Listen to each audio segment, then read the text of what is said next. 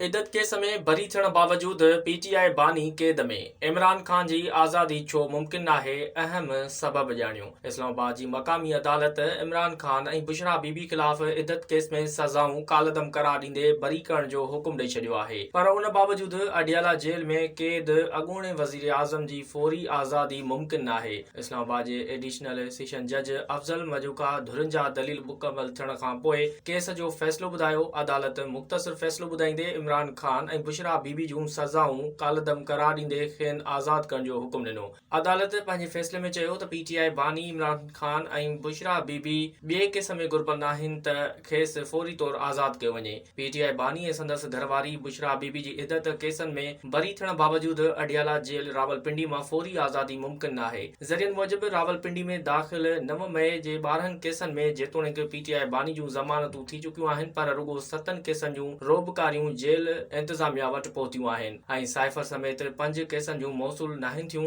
जेसिताईं समूरियूं रोबकारियूं न ईंदियूं, पीटीआई बानी जे फौरी आज़ादी मुमकिन नाहे। उन खां सवाइ लाहौर पुलिस बि 9 मई साने जे 3 केसनि में पीटीआई बानी इमरान ख़ान जी गिरफ़्तारी जो फ़ैसिलो कयो आहे। रावलपिंडी जे दहशतगर्दी टोड़ अदालत इमरान ख़ान जी गिरफ़्तारी जी इजाज़त ॾेई छॾी आहे। लाहौर पुलिस पीटीआई बानी खां 9 मई जे 3 केसनि में जेल में पुछागछा कंदी।